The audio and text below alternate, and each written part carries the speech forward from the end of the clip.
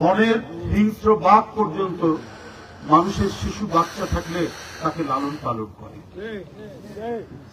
আর এ কোন সন্ত্রাসী, কোন দুর্বৃত্ত, তার আত্মা কিসের তৈরি? ইবলিশের তৈরি ছাড়া এটা অন্য কোন আত্মা হতে পারে না।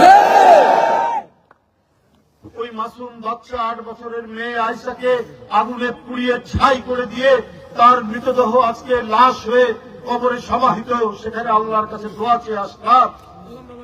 তার বাবা জেলা সদর হাসপাতালে সেখানে চিকিৎসাধীন কাতরাচ্ছে।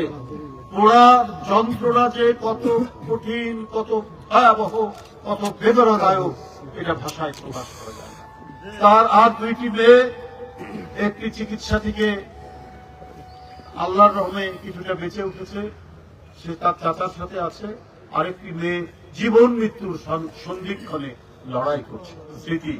স্মৃতি, বিথি, আয়েশা, তার মায়ের কোলে 2টি শিশু বাচ্চা দেখে আসলাম। কি করবে এই পরিবার? কি করবে যে কাতরাচ্ছে এই সদর হাসপাতালে লক্ষ্মীপুরে? কে দিবে তাদের সান্ত্বনা? কে তাদের সহায় হবে? কে তাদের রক্ষা করবে ভবিষ্যতে? কি এমন ঘটনা? জিজ্ঞেস করেছি, জমি জায়গা নিয়ে কোন গোলমাল, ঘর বাড়ির সীমানা নিয়ে কোন গোলমাল, টাকা পয়সা নিয়ে গোলমাল? কিছুই না। তাহলে কেন? যে সন্দেহের কথা হ্যারি চৌধুরী বলেছে, দূর দিয়ে কেউ সুতা নাড়াচ্ছে। আমরা যে পুতুল খেলার দেখেছি আজকে বিভিন্ন সময় হাটে ঘাটে মেলায়, সেই পুতুল নাচ নাচাচ্ছে কেউ, পুরো সুতার টান দিচ্ছে কোথাও থেকে। তাহলে